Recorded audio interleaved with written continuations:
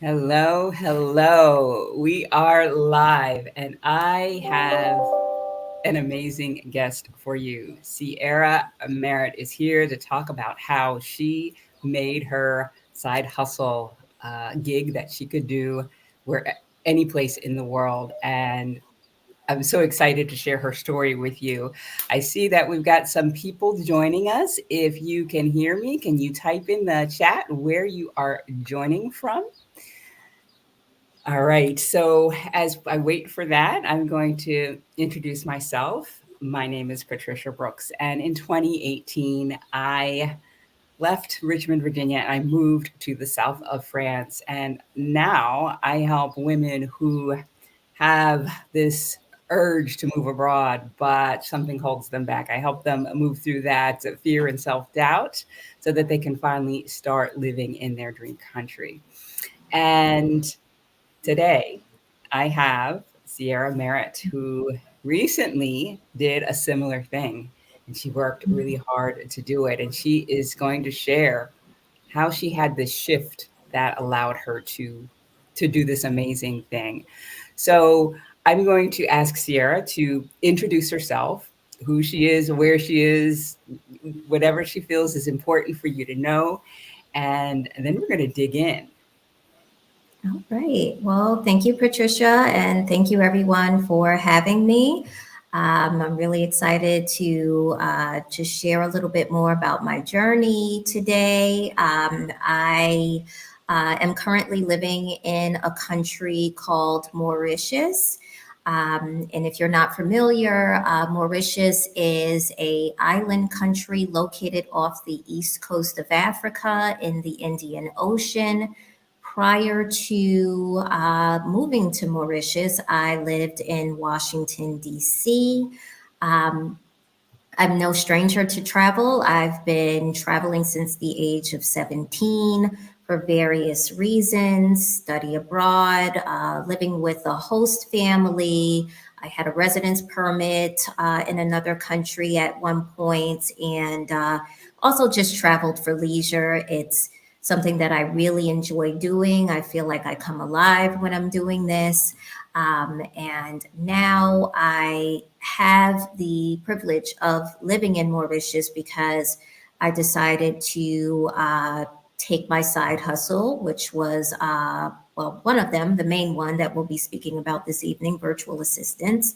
And I just used my skills that I cultivated throughout the years and made it work for me. And thus, here I am, and I'm able to work from my laptop anywhere in the world. So yeah, that's a little bit about me. Yeah. And so you've always had this wanderlust, this love of traveling. Yeah, yeah, Yeah. For as long as I can remember, I've always been quite fascinated with the world outside of my own. I could recall as a child just having little pocket French books and trying to teach myself little phrases.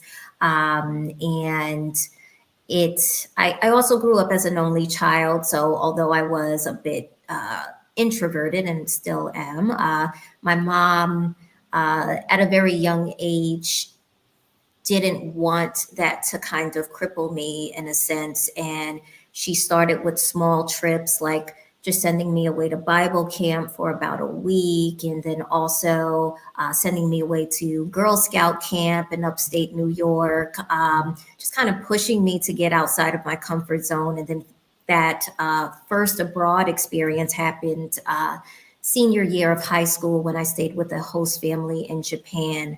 Um, and ever since then, I've just been going.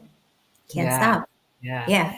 And it seems like this desire to be other places kind of fueled you in making the life that you have now a reality. We're going to Mhm. dig into that in a minute, but I guess I want to ask you about Mauritius a little bit more. Why are you choosing to be there now? What is it about Mauritius that speaks to you? Well, Mauritius first popped up on my radar in sometime between 2019 and 2020. I was living in Santorini at that time. And I, if you know, Greece is in the south of Europe and it's pretty close to Africa.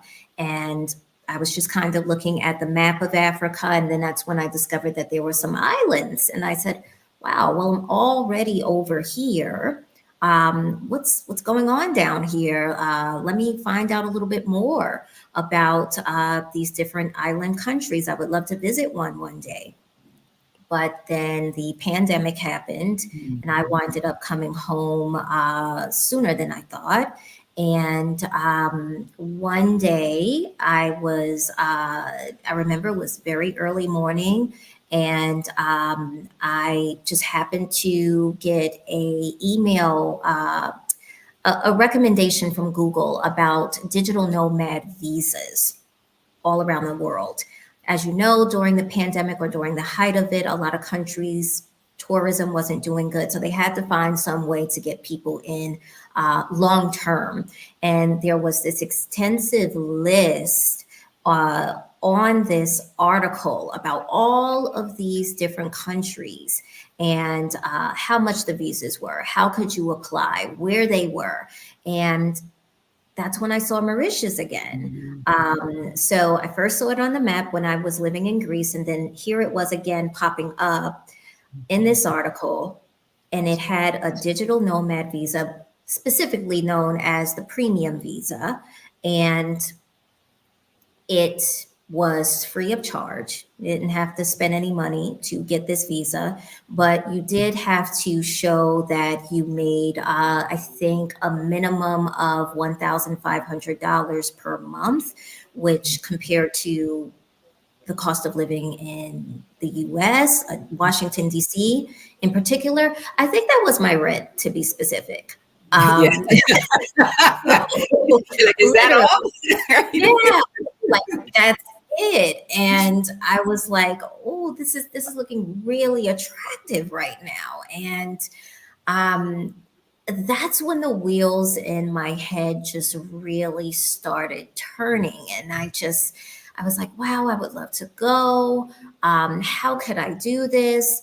And living in Washington, D.C., Patricia, you probably know because you lived in Virginia. Washington, D.C. has a lot of international influences.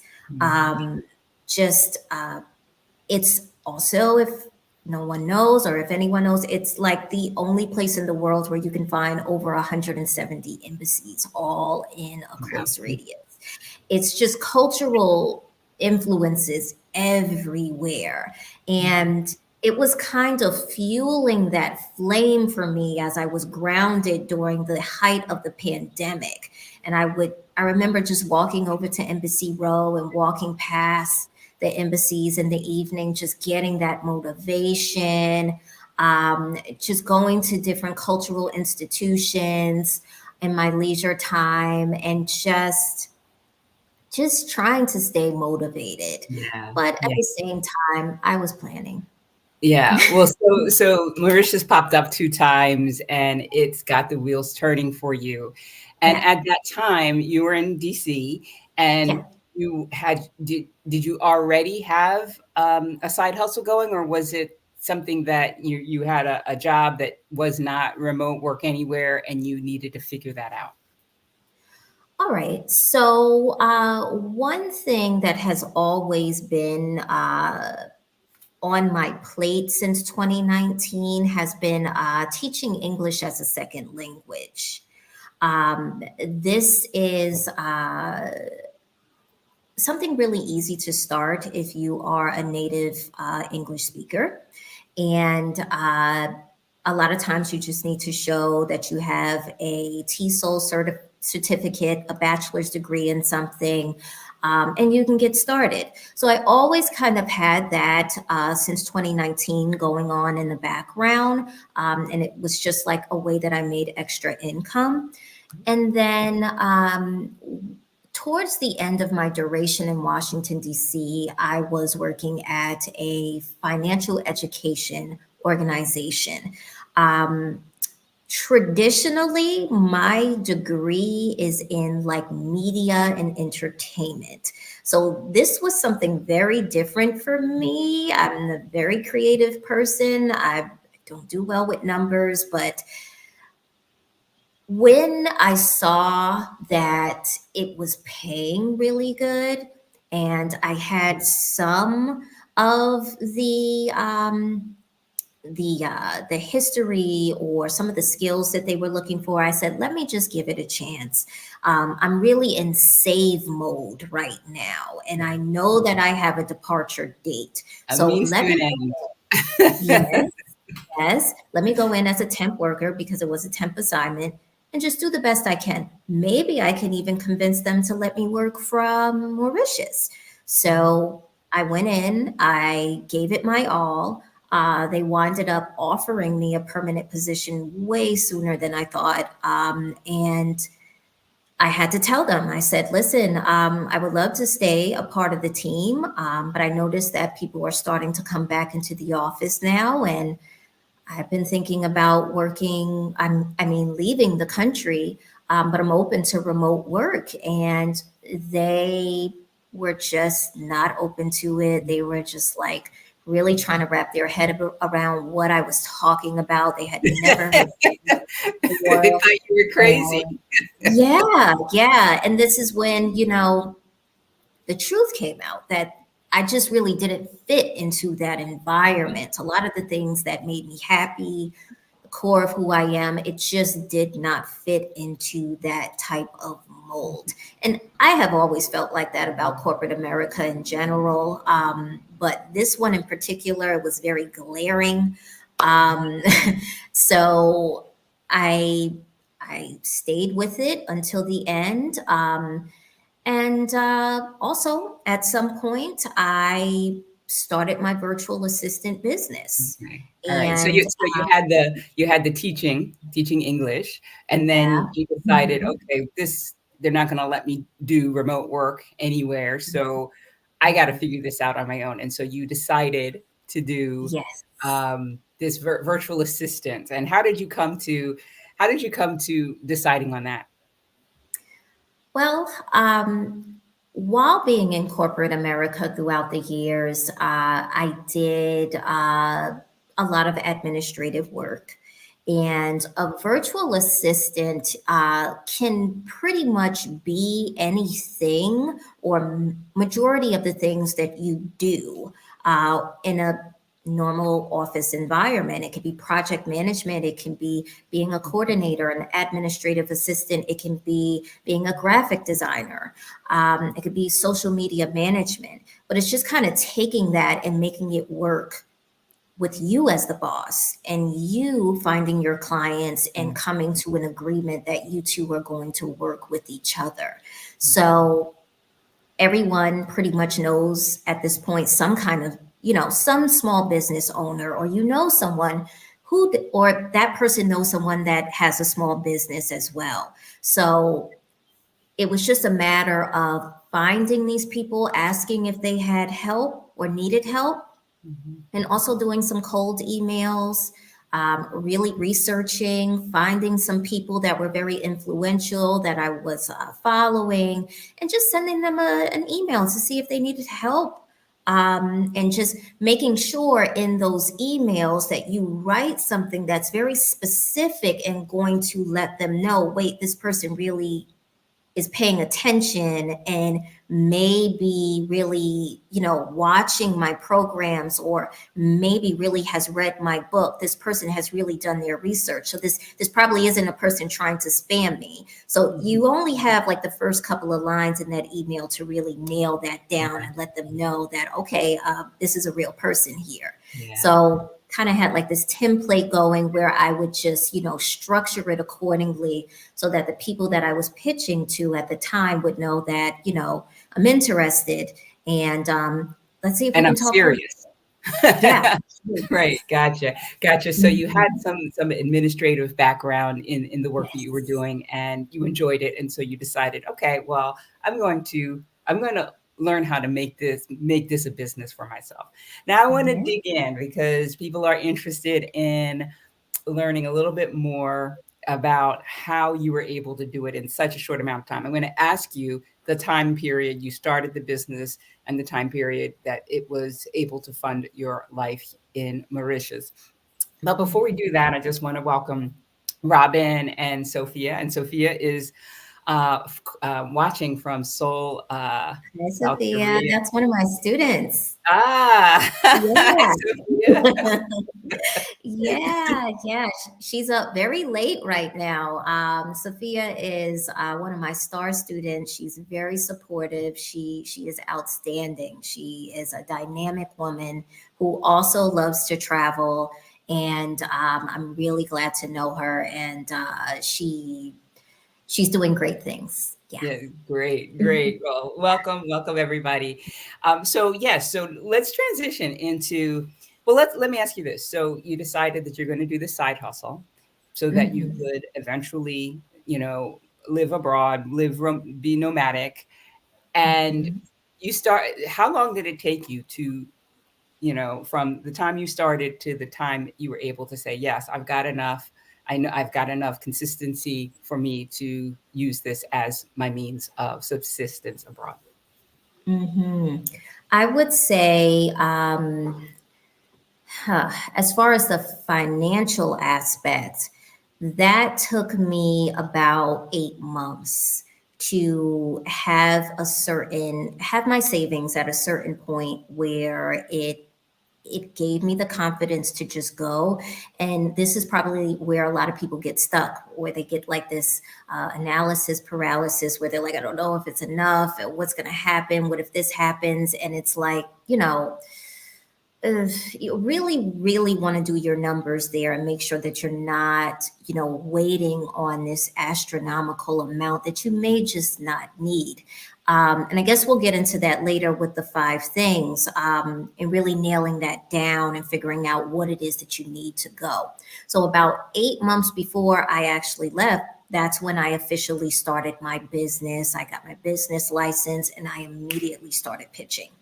Mhm. Um, and I started saving. I was doing my business. I was doing ESL.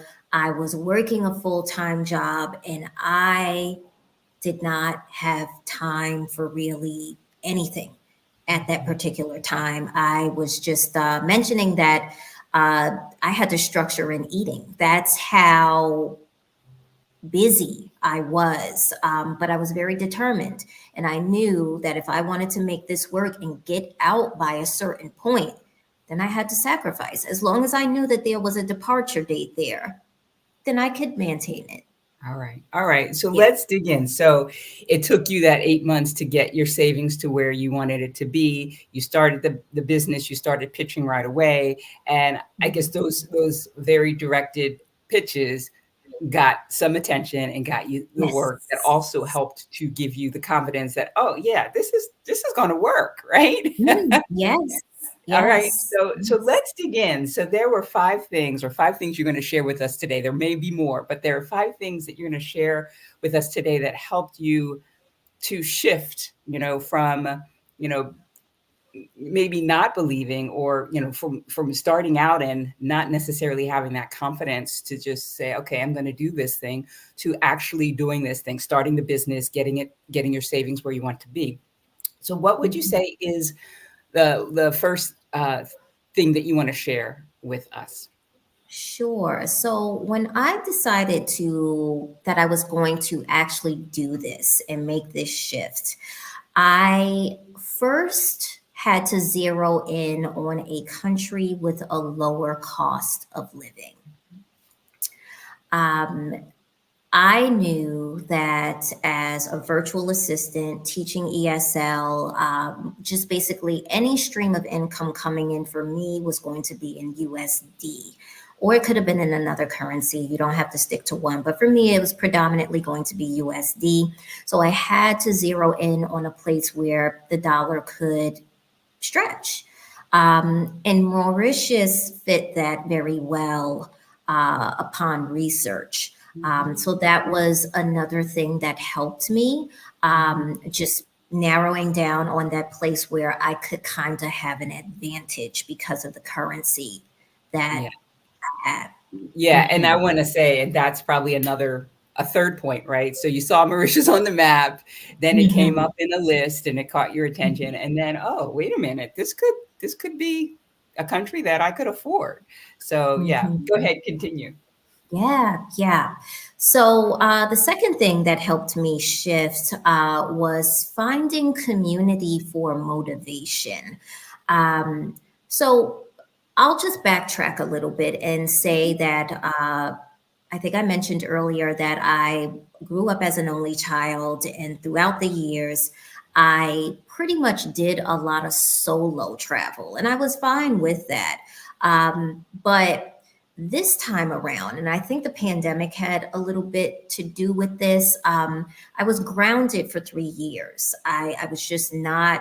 I usually travel abroad maybe once or twice a year, but during those 3 years, I was just stuck. I was just not moving.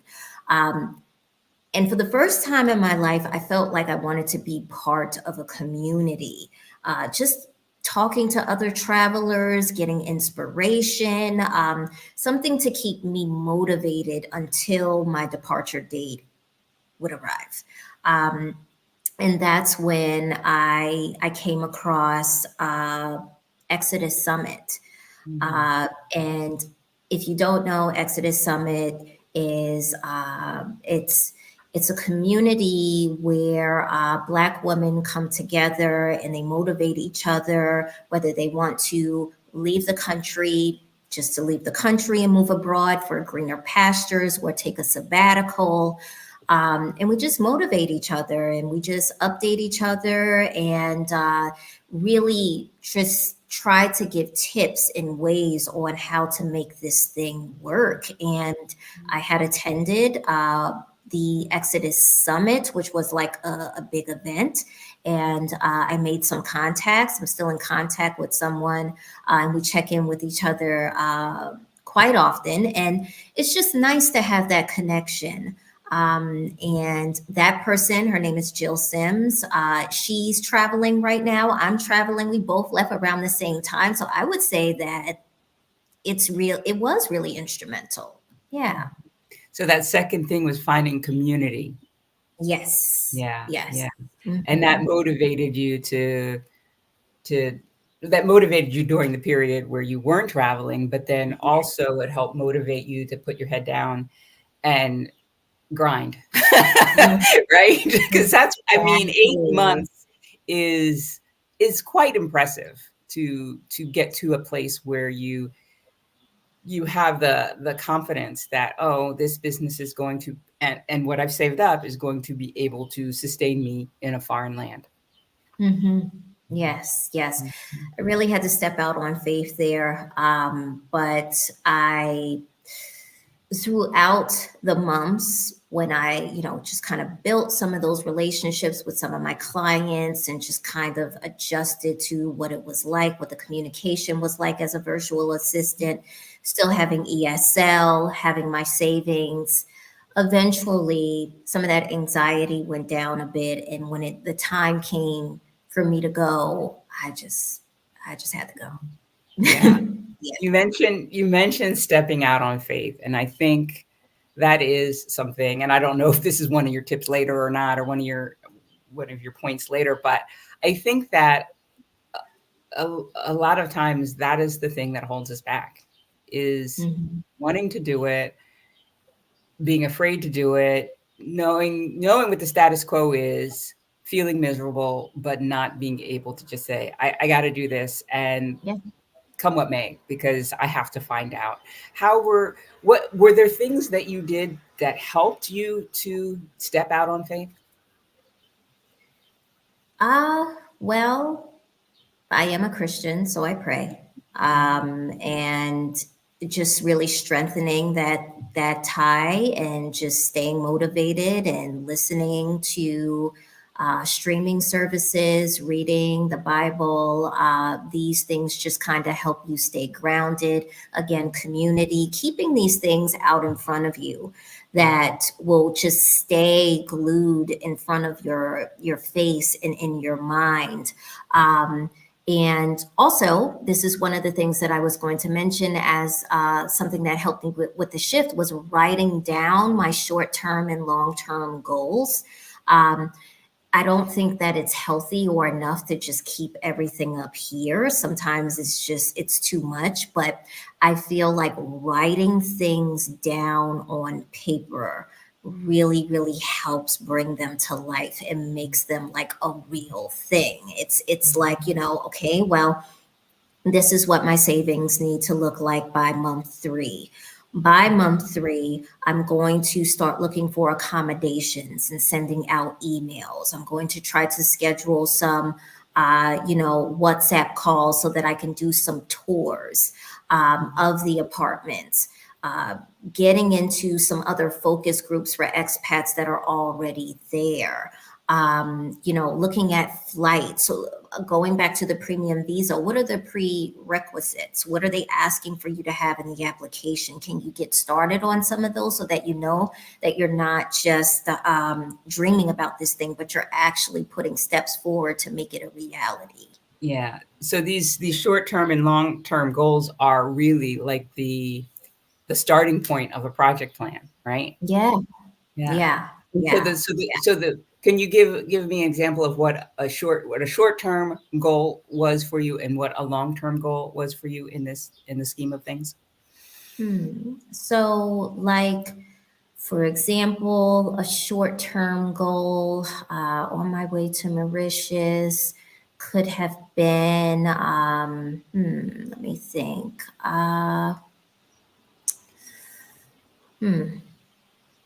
Didn't mean to put you on the spot.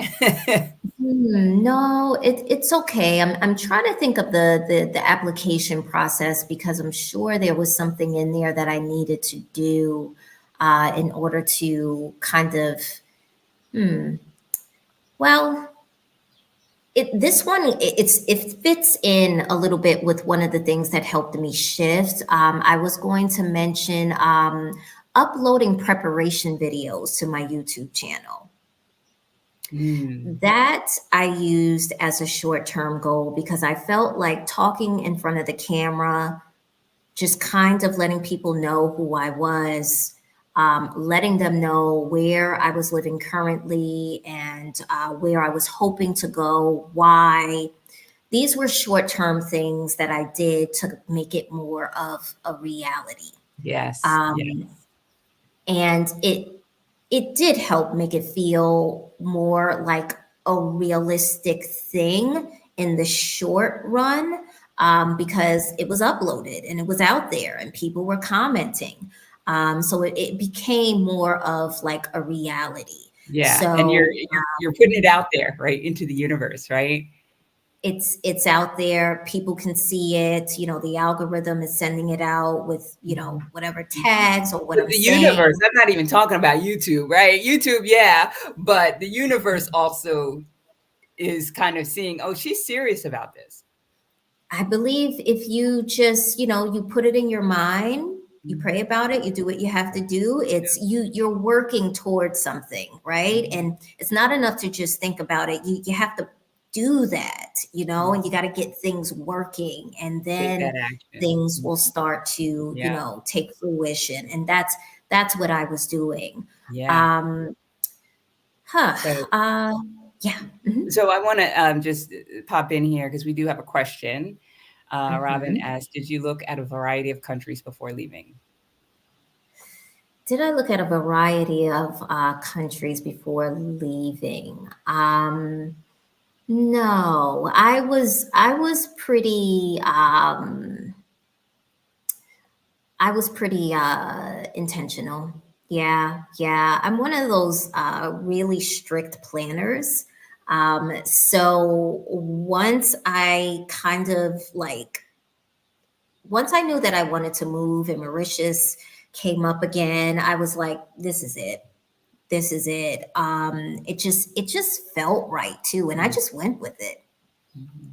I Yeah. think I think the feeling. I'm a big feeler too. It's like, yeah, I got to be in France. There's something about it. Doesn't necessarily make sense. Oh yeah, Perpignan. Yeah, that's the place that felt right. And Hmm. that feeling kind of pushed me on. So I think, Mhm.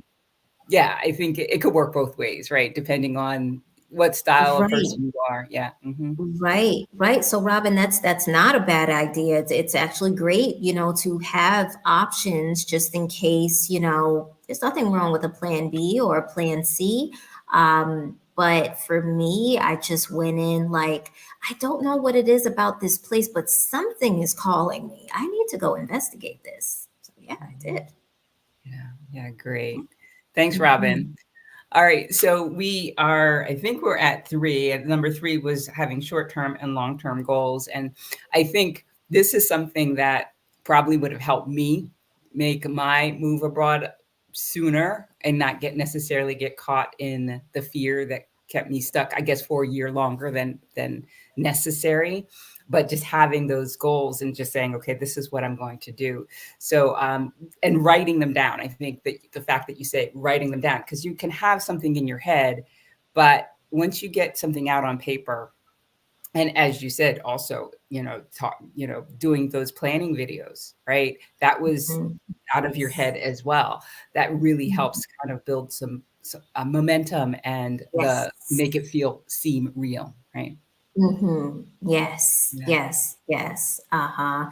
I have to give kudos to Stephanie Perry of the Exodus group for that one because she recommended to kind of just film what it was like leading up to that point, and it was definitely influential. Yeah. Yeah, and I think that's good with probably with a lot of different goals that you might have, whether it's if you want to be nomadic, if you want to move abroad, but there are other things that I think other people might be interested in doing and might be interested in seeing what that process looks like, and it will help give you the courage to kind of keep on going. Yeah, Yeah. yeah, absolutely. Absolutely. I agree. All right. hmm Yeah. So, so number four, what would you say number four is? So, Patricia, what I had was choosing a new country with a lower cost of living. And then I Mhm. had finding community Yeah. for motivation, writing down my short term and long term goals, Mhm. starting my virtual assistant business before leaving Washington, D.C. Okay. All right. Let's talk about that. Yes. So that was juggling everything until my departure. So I would say roughly around 8 months. I had the full time job, I had ESL, and I was also doing my virtual assistants. And I mean, literally, until I got on the plane, I was a very, very busy lady. Yeah. Right. And so, I kind of did it the opposite way. I didn't necessarily, I came to France on a sabbatical living off of savings, not really quite sure what my financial path forward after those savings dried up would be. And then Mhm. I said, oh, well, I have this coaching certification. I'd like to help, women make this move abroad. Okay, I'll start a business, get the business visa here. And, but had I had a sense that I wouldn't have had a sense just because I needed to follow the path to then be able to say, oh, yeah, I did this and you can do this too. But if you have an idea of what it is you want to do to support yourself, starting it before you make the move abroad, it can give you, well, what did that do for you? Starting it before. It gave me a lot of the confidence, a Yeah. good majority of the confidence to just get out there and do it. I had really extreme anxiety about starting it when I got in Mauritius. Mhm. Um, it's Mhm. something just did not set well with me doing that, and I think it's because I'm such a planner. Mhm. I have to actively be doing something in order to kind of ease my anxiety. Another thing, as part of the application process for the premium visa, I had to prove that I was employed and I had a job that would allow me to work remotely. So, um, I had to prove that I had, those virtual assistant contracts with my clients. I had to prove the ESL contracts, and I had to prove that all of that equaled out to at least the minimum or more that they were asking for per month. Mhm. Yeah, Yeah, yeah. yeah. That's exactly, I was going to say, oh, it gave you the confidence, but I said, well, I don't want to put words in your mouth, but that's exactly what I Mhm. thought because, you know, getting, I'll tell you, being here in France, starting a business here, having to prove myself in that first year was it was a heavy lift and it was very stressful. So like I highly recommend if you know that you want to, have a business abroad, the sooner you can get started on that, the Yes. better. Hmm. For Yes. confidence, but also, for proof that, oh yeah, I have something that is going to allow me to support myself. Yes. Yes. Yes. I don't see how you can go wrong with that advice. I just don't. Yeah. Yeah, Yeah. and I think it's interesting you say you're such a planner, and I used to be a project manager, so the way I did this was just so counter to anything that I Mhm. would have done when I was a little bit younger, and I think part of that was this idea that a lot of times I had a great plan and things Mhm. went sideways or they didn't go according to plan Mhm. and Mhm. didn't leave me in a place where I was feeling happy, right? And so Mhm. over time, years have allowed me to be a little bit more, I say flexible or a little bit more, I don't know, to follow that intuition a little bit more, even when it seems like, well, this isn't supposed to work, but I feel like this is the path I need to follow. So I think Mhm. I love, having a plan, but I also like having that flexibility to kind of say, oh, yeah, this, and I'm going to kind of go pivot a little bit to make it Mhm. better for me. Yes, yes, yes. Yeah, that is really interesting that you were so much of a planner, and then you Through just jumped caution and to the wind. net appeared. Yeah, yeah. And look at Yeah, you now. Look at you yeah. now. I Yeah. think that's one of the things is like I have this business helping women. It lights me up to be on my coaching calls, right? But had I not, I wouldn't have found this niche, right? I wouldn't have found, women who want to move abroad but lack that confidence, right? And so sometimes you have to take those steps or a step to kind of see what is next for us. And so, anyway, right, sidetrack. So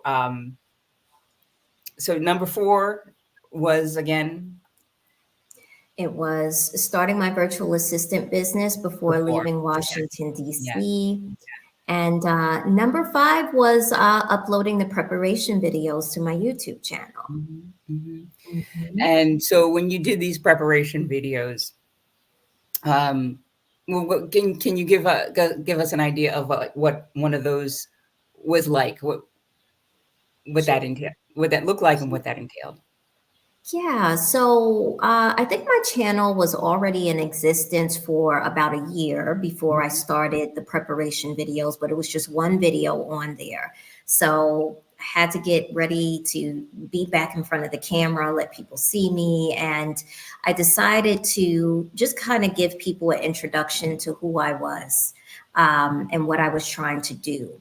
And I was living in Georgetown, Washington, D.C. at the time. And this place had a very significant part of my history when it comes to travel. When I was in high school, I was president of student council, and I was sent to a week long forum at Georgetown University where they flew in a bunch of high school students from all around the world for this event called Presidential Classroom.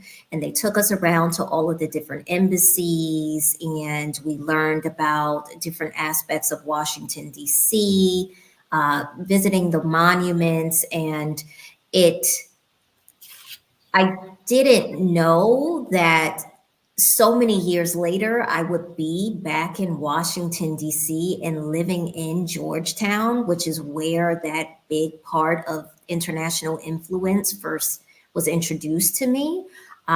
So that there's a video on my channel, Expat Sierra, where I talk about Georgetown and Georgetown University and presidential classroom and the international influences, and how here I was many years later and about to go to Mauritius, and just kind of connecting the dots there. So that's one of the videos, and most of the videos that I upload these days, it's about expat life in general and talking about topics related to that. And of course, what life is like living in Mauritius. Yeah, yeah. Well, so what is life like living in Mauritius? That's a loaded question. Yeah, I actually just came up on my 1 year anniversary on April 3rd. Congratulations. Happy Thank you. anniversary. Thank you. It flew by. It's been just it's been very eventful. Mauritius has built my character quite a lot. It's so beautiful aesthetically, and there's so many beautiful aspects of it. Um, and naturally speaking, we should also highlight how things are not always going to be smooth. And this life as an expat is not always pretty. You will get homesick. You will question why things are the way that they are.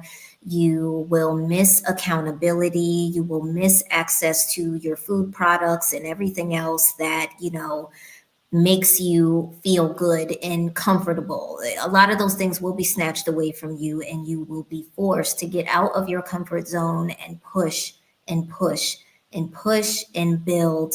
Um, or you'll go home. So, alas, here I am. I'm still here.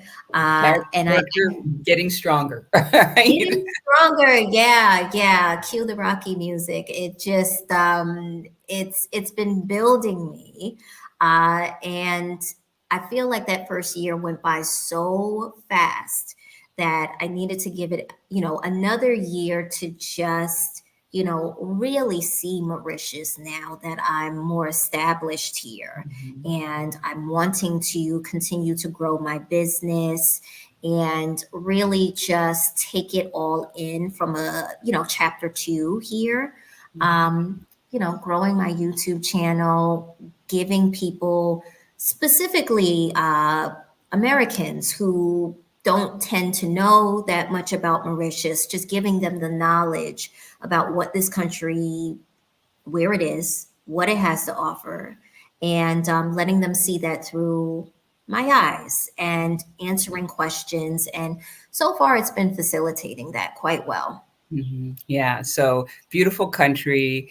But I think living in any foreign country gives you these challenges that you face that, as you say, either you get stronger or you go home. And Mhm. yeah, but I think it's a really great personal development program, right? There's this.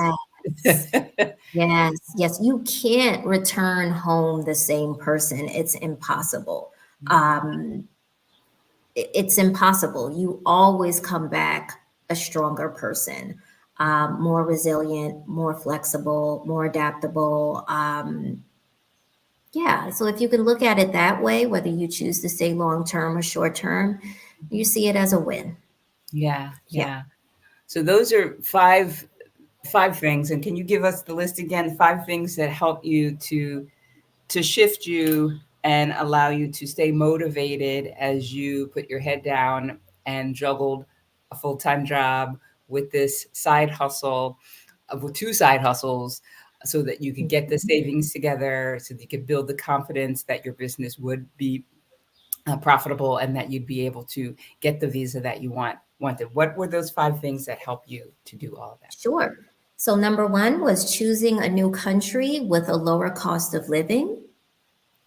Number two was finding community for motivation. Mhm. Number three was writing down my short term and long term goals. Mhm. Number four was starting my virtual assistant business before leaving Washington, D.C. And number five was uploading those preparation videos to my YouTube channel. Mhm. Great, great. Thank you so much for sharing all of those. Are there questions for Sierra or either me? Right, we're here, and if you have questions, now is the time to ask them. Sarah, I do want to talk to you a little bit more about your virtual assistant business, who Mhm. you help, what you help them do, so that people have, if they have a need, can reach out to you. Sure, thank you. So, my virtual assistant business, as far as my role is concerned, I'm a bit of a generalist. So, for me, I pull from the professional experiences that I had and also some of the skills that I was able to hone on the side. So, I help with social media management, I help with administrative tasks, email management, community management, and research. And it just when you think about the general things that small business owners need to do that may be considered mundane or like time consuming repetitive tasks that they just kind of want to push off so that they can focus on being the face of their brand, that's when I would come in and help them facilitate that behind the scenes. Yeah. Yeah. Great, great. And Robin, does that answer your question? What are the components of your virtual business, or were you looking for something different? I'll let her have a chance to comment, yes or no. And so you've been there a year. Yeah. What would you say is your biggest takeaway? What is your biggest takeaway? What's my biggest takeaway after being in Mauritius? And having this business, I mean, it could be a combination of things. Mhm. I realized that I feel like I was just mentioning this, and it could have been to one of my students, maybe even Sophia, just talking about being from Korea and the U.S. are both microwave societies. I refer to them as that. We're used to fast-paced everything. We want instant gratification. We don't want to wait. Where is it? Why is this the way that it is?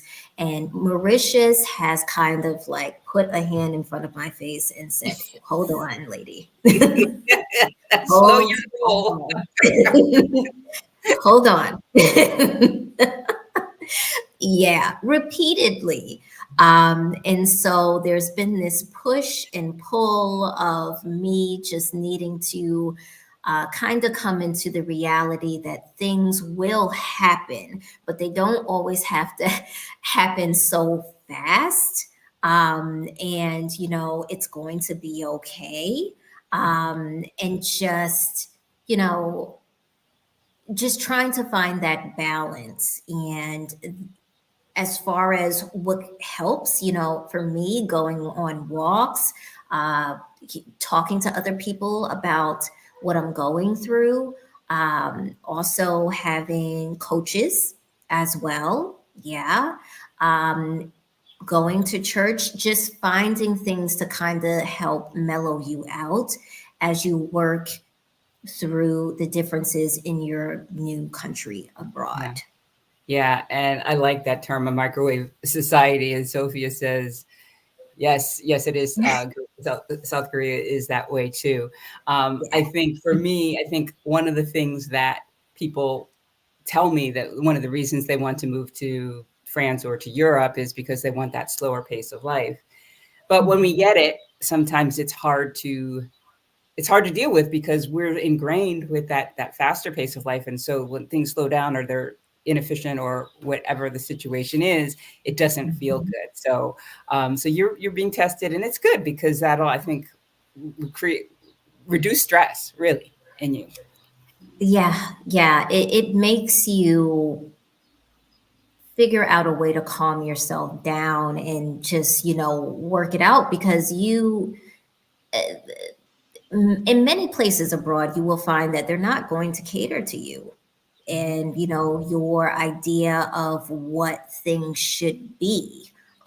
You're the minority, you're not the majority. So you have to figure that out for yourself. Or again, you go back home. So Yes.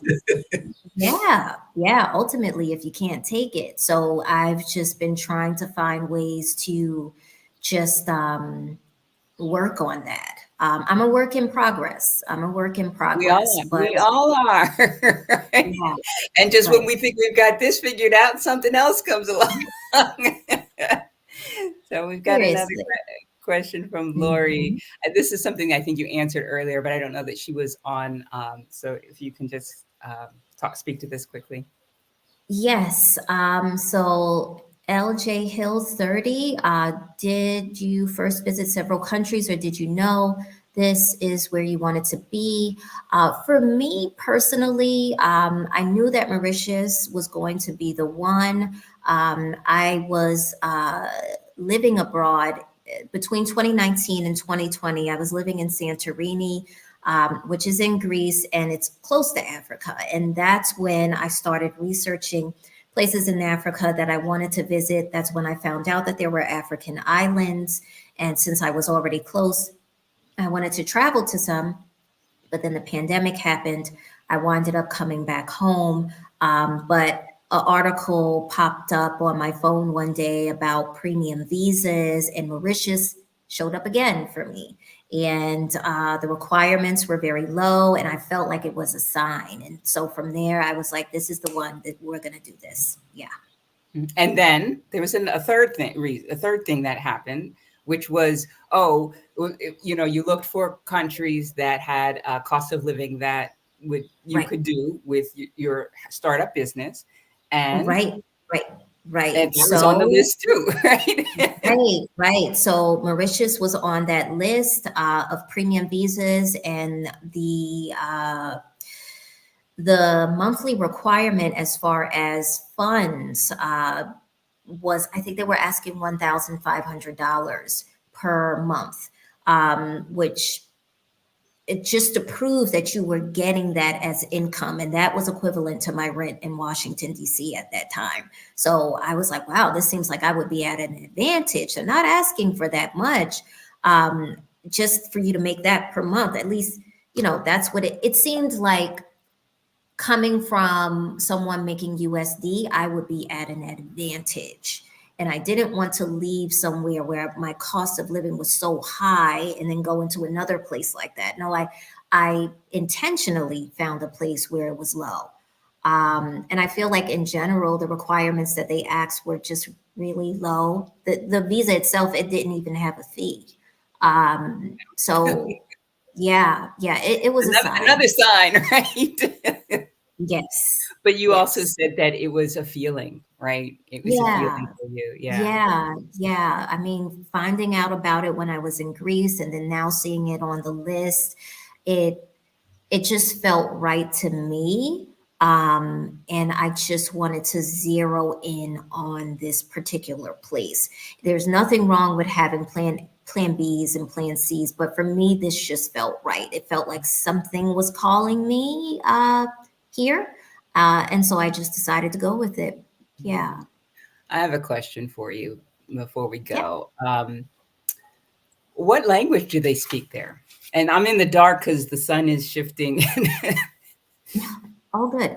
So that is a really great question. If you research Mauritius online and you type in what is the official language, you will find that it says English. Okay. And then you'll arrive here, and then you will find out, especially when you leave the touristic areas, that they don't want to speak English. Yeah. Yeah. It is not preferred. Okay. If you look at the history of Mauritius, you will see that the country was colonized by France at some point. So French is the preferred language, but they also speak Creole as well. So it's usually one of these two languages that you will hear predominantly used. In many situations that I find myself in, I usually can find someone that will try to speak to me in English, and I just kind of work it out. And now that a year has gone by, I have local connections. Um, but in the beginning, when I was just kind of alone and didn't have those, it was a bit daunting. To be honest with you, I feel like they put English up there as the official language for, just my personal opinion, for money purposes, because English, when it comes to tourism, is the thing, right? That really, really sells. And then I got here and I found out that that was not really the case once you really get embedded in the culture. So, with that said, you try to pick up a few things, you learn a little bit of French. For me, I knew some things already throughout the years. You try to pick up some Creole. It's the best you Yeah, could do. Yeah. yeah. That's Hmm. a challenge. We got another question here from Lee. Sierra, have you learned to have patience and you have you learned to have patience and understanding of another culture? And how are you dealing with your favorite foods? I think that's meant to be. Hi, Ma. That's my mom. Ah, hi, He's trying to keep a low cover. Yeah. She knows I'm very picky when it comes to food. I eat gluten free. I don't like Mom. milk. I'm allergic to it, to be honest. So I've been having some difficulty when it comes to food, and finding the things that really fit to me here. And the other thing is finding it consistently. So that has been a really difficult aspect for me. But one thing that I am planning on doing soon is traveling to the location where a lot of expats are known to live, and going to their communities and shopping at their supermarkets and going to their cafes and just buying in bulk, and freezing some things, and just, the only alternative to that is making it myself, which is fine, but I just don't want to always do that. So it sounds like I'm going to have to make a trip, make some more expat friends, and really just build those connections so that I can have access to my things. Um, so that's what I'm dealing with as far as the food is concerned. And patience, I'm working on it. I'm working on it. I think Mauritius is working with me too. I think it works both ways. And yeah, I'm understanding the culture. I'm learning it, and it's just a work in progress. Yeah. Yeah, I love this. There's a saying, Tracy, oh, what's her last name? I can't remember her last name, but she's a coach. She said, when we ask for patience, what we get is a line at the bank, right? And so I don't know if you said, "Oh, I'd like to be more patient," but it's what you're getting. Hmm. Yeah, yeah, yeah. You will be tested. You will be tested. I think expat life is so glamorized, right? We have Instagram, we have YouTube, and a lot of us make it look like, this fantasy. But when you get to the other side, yes, it is very rewarding. It's life changing, but it is not for the faint of heart. It is not. And a lot about this lifestyle you won't understand until you are physically in these shoes and you're walking these footsteps. And you really get to see what it's like when you leave and you try to start all over in a place that is not native to you. It's something that you truly have to experience for yourself and just feel all the feels. But Now, humans have been migrating since the beginning of time. You can do it. Yeah. It just depends on your tolerance, Mhm. but you can do it. But Yeah. again, your tolerance. Yeah. Yeah. Well, Sierra, it's been wonderful having you on today and sharing your experience. So you plan to stay at least for another year? Is that what I heard? Yeah, so I know that I want to stay another year, and I am just taking it from there. I want to build my business more and scale, and I don't really want that crazy overhead again that I had in Washington, D.C. So right now, my heart just says stay here, work a little bit longer, give it a little bit more time. So that's what I'm going to do. Yeah. And then it may be another country that kind of comes We'll up for see what you. happens. I'm open. Yeah. Yeah. Hmm. Yes, Yeah. great, Yeah. great. So, Hmm. I think I have posted for in the chat or in the on the banner how people can get in touch with you. But can you share that? Can you speak that? Because some people might not be they might be listening and not watching. Sure, sure. So, if anyone is interested in following me or subscribing on YouTube, you can find me at Expat Sierra. Would love if you could join and just keep up with the storyline and ask any questions if you are curious about expat life or what it's like to be an expat in Mauritius. If you want to follow me on Instagram, I'll follow you back. Again, that's at Expat Sierra. And for business inquiries, you can contact me at it's expatsierra@gmail.com. I try to keep all my names very similar so it's easy. And the website, if you want to follow me on the blog, is just expatsierra.com. Yeah. Great, thank you, thank you. And I just want to say how proud of yourself you should be. It's Thank not you. easy to get a business up and running, get your savings where they need to be, take that leap of faith, and go someplace new, and then Mhm. experience what you experienced, and say, "Oh no, I'm in it for the long haul," and continue on and say, "Sign up for another year." So, Mhm. kudos to you. Thank you. Thank Yeah. you. And Patricia, kudos to you as well for getting out there and staying out as long as you have, and for giving back and helping women to do the same.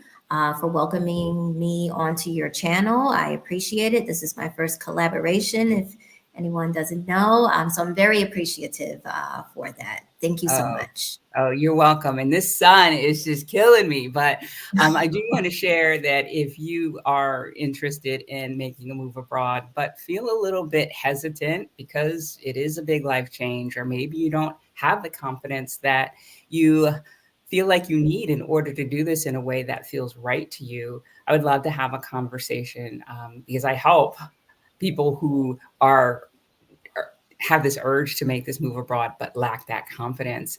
I help them work through that so they can finally start living that dream that they've had for so long. And so if that sounds like you, go ahead and schedule a call with me. And you can do that by going to thecouragecatalyst.com future expat. Schedule a call with me, and we'll talk about where it is you want to go, why you want to go there, the things that might be holding you back. And if I feel like I can help you, I will definitely share what I have to offer.